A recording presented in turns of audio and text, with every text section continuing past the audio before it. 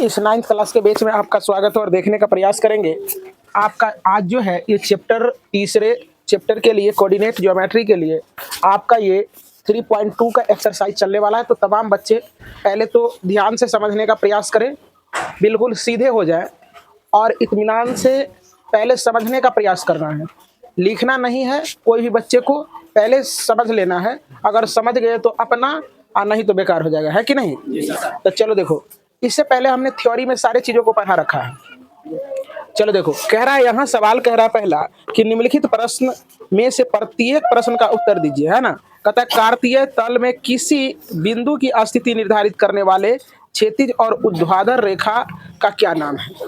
तो चलो, इस पूरे प्लेन को हम लोग कार्तीय तल कहेंगे। क्या कहेंगे? कार्तीय तल कहेंगे। अब देखो, अब कह रहा है क्या, फर्स्ट पार्ट में कहा है तुम्हारा कि एक्स अक्ष और वाई अक्ष को क्या कहेंगे। तो एक्स अक्ष ये है और वाई अक्ष ये है ना। तो देखो जरा सा, हम बताए थे इसको परिरेखा को क्षैतिज रेखा कहते हैं और इसको उदर्ग रेखा कहते हैं, यही ना कहे थे। उदर्ग अक्ष और क्षैतिज अक्ष, ऐसा ही कुछ बोले थे, है ना। तुम लोगों को थ्योरी में हम सारे चीज को पढ़ा रखे हैं, पढ़ाए हैं या नहीं पढ़ाए हैं? इससे पहले तुम लोगों को हर चीज पढ़ा रखे हैं। तो चलो देखो, इसको पहला प्रश्न क्या कहता है, क्या कहा बोलो जल्दी। कार्तीय तल में किसी बिंदु की स्थिति निर्धारित करने वाली क्षैतिज और ऊर्ध्वाधर हाँ, क्षैतिज रेखा को क्या कहते हैं। तो चलिए आइए करते हैं इस सवाल को। कह रहा है क्या, ध्यान से समझेंगे कि क्षैतिज रेखा को क्या कहते हैं और उदर्ग रेखा को क्या कहते हैं, यही बात ने कहा है। तो देखो, ये है क्षैतिज, ये क्या बच्चे, ये है उदर्ग, मतलब इसको कहते हैं खड़ी रेखा, इसको कहते हैं परिरेखा। तो कहता है क्षैतिज को क्या कहते हैं, क्षैतिज को क्या कहते हैं। तो देखो आंसर डायरेक्ट हम कहते हैं एक्स, क्षैतिज रेखा को हम लोग एक्स अक्ष कहते हैं। क्या कहते हैं? एक्स अक्ष। और उदर्ग रेखा को क्या कहते हैं? वाई। देखो, क्षैतिज ये हो गया एक्स अक्ष और उदर्ग ये हो गया वाई अक्ष। कोई बच्चा को दिक्कत? चलो देखो अगला बोलो तो, अगला क्या कर रहा है। इन दो रेखाओं से बने तल के प्रत्येक भाग के नाम बताएं। चलो देखो, ये देखो, ये रेखा और ये रेखा से कटा है, तो इसको कहते हैं प्रथम चतुर्थांश। इसको क्या कहेगा? द्वितीय चतुर्थांश। इसको क्या कहेंगे हम लोग?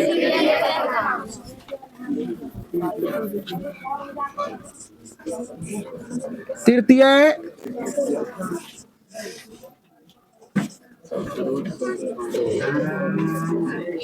चतुर्थ चतुर्थांश। क्या बच्चे?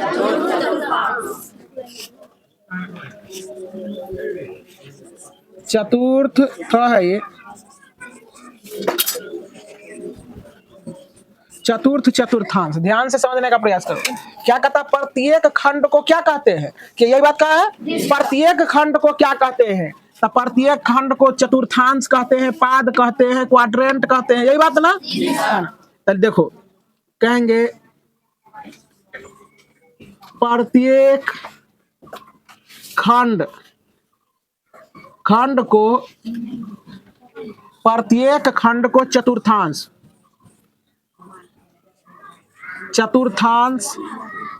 पाद और ये इंग्लिश में कहेंगे क्या, क्वाड्रेंट। कोई दिक्कत? तो यही हो गया। अब अगला देखो, उस बिंदु का नाम बताइए जहां ये दो रेखाएं प्रतिच्छेदित। चलो देखो यहाँ, तो उस बिंदु का नाम बताइए जहां ये दोनों रेखा प्रतिच्छेदित, इधर से भी जा रही है, इधर से भी जा रही है। बढ़िया से सुनने का प्रयास। तो इसको क्या कहते हैं, तो लोग ऊपर हाथ चुके हैं, मूल बिंदु कहते हैं। मूल बिंदु। चलो अगला बोलो। अब नहीं है, कितना आसान था, खत्म हो गया।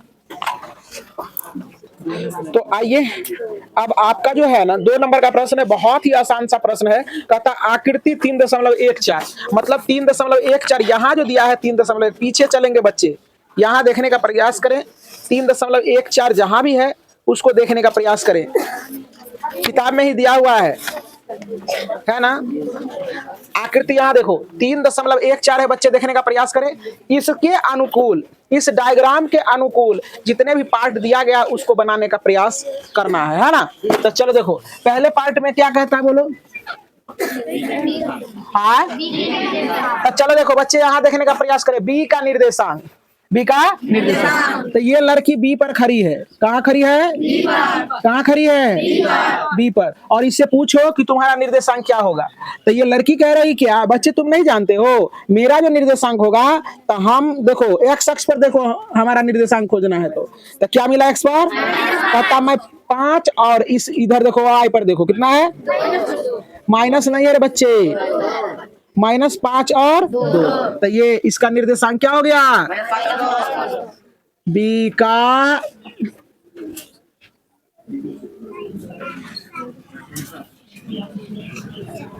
निर्देशांक क्या हो जाएगा? -5,2। अब देखो अगला पार्ट क्या कह रहा है? सी का निर्देशांक, सी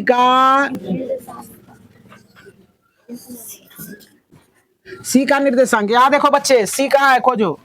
अब देखो ये बच्ची देखो सी पर खड़ी है, बिंदु सी पर खड़ी है। अब सी पर खड़ी है तो ये कह रही है बच्चों जब भी मेरा निर्देशांक खोजना है, ध्यान से ये देखो कैसे बैठा हुआ है, लगता है हॉस्पिटल में बैठा है। कोचिंग है रे, पता है ना, बीमार नहीं चल रहे हो। चलो जय श्री राम। चलो देखो यहाँ तो ये क्या है, यहाँ देखने का प्रयास करें। ये कह रहे हैं कि पहले हमको खोजने के पहले एक्स पर जाइएगा। एक्स पर गए तो क्या मिला? ये कह रही है क्या इसके बाद वाई खोजने के लिए इधर जाइएगा तो क्या मिला? तो पहले लिखा जाता है एक्स वाला, क्या लिखा जाता है? तब 5 अकोमा -5। तो इसका क्या हो जाएगा आंसर? -5 अकोमा 5। कोई दिक्कत? पहले एक्स वाला तो पहले 5 हो जाएगा तब -5। पार्ट नंबर 3 बोलो। निर्देशांक -3 -5 द्वारा पहचाना गया। हाँ माइनस देखो -3 और -5 पर के है बैठल। तो देखो यहाँ -3 देखो कहाँ है? -3 यहाँ है ना, और -5 देखो यहाँ है ना। दोनों को मिलाओ। ई नाम की लड़की बैठी है। कौन? ई। देखो इसका नाम क्या है बच्चों? क्या नाम है? ई। क्या रे? ई। -3 और -5 का बिंदु नाम ई हो गया। आगे चलो। निर्देशांक 2 -4 द्वारा पहचाना गया। हाँ 2 देखो 2 और -5, 2 -4 दिया। कौन है? यहाँ जी नाम की लड़की है। कौन रे बच्चे? जी। तो चलो देखो क्या कहा है? 2, -4 का बिंदु नाम जी। आगे बोलो। क्या? डी का भुज। अब भुज मतलब क्या? भुजा वाला भुज नहीं, भुज का मतलब होता है एक्स अक्ष और कोटि का मतलब होता है वाई अक्ष। तो क्या कहता है? डी का भुज, डी का भुज। अब डी देखो कहाँ है बच्चों, देख रहे हो? तो देखो भुज, तो यहाँ ये क्या हो जाएगा? 6,2। तो इसमें भुज कौन है? ध्यान से समझने का प्रयास करो। ये 10 क्लास में भी आता है। इसमें पहले कोई भी ब्रैकेट में जो पहला संख्या होता है वो भुज होता है, या दूसरी वाली संख्या कोटि। समझ में आ गया? तो चलो देखो तब भुज बराबर डी का भुज। क्या रे बच्चे? डी का भुज बराबर 6। आगे बोलो। बिंदु एच की कोटि। एच की कोटि। देखो एच कहाँ है बच्चे? एच दिखाई पड़ा तुम लोगों को? एच आई कह रहा है क्या हमारा कोटि क्या है, यानी हमारा बेटी कौन है ना। तो इसका कोटि कौन? कोटि का मतलब किस पर देखेंगे? वाई पर।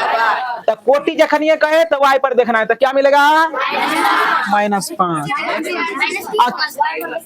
अच्छा वाई पर तो एक्स हो गया, ये तो भुज हो गया ना।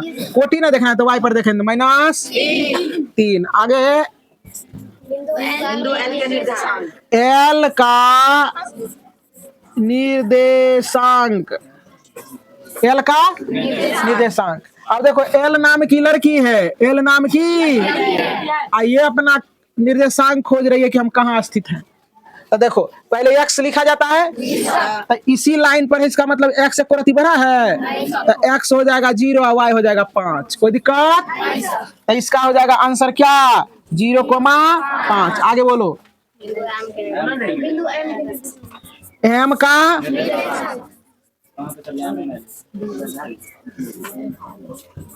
m नहीं है लिखा हुआ, -3 के m लिखा हुआ है। देख लो बच्चे, बुक में देख लो, है ना। m यहाँ है, m यहाँ है बच्चे, तो इसका निर्देशांक क्या क्या होगा बच्चे? m नाम की लड़की है, अपना निर्देशांक खोजती है। तो देखो x का वैल्यू कितना हो जाएगा, 3 और y -3 और y रहता तो बढ़ता ना आगे, तो y क्या हो गया, y हो जाएगा 0। कोई बच्चा को दिक्कत? तो यही हो गया क्या, -3,0। क्या समझ में आया ना? बहुत बहुत धन्यवाद।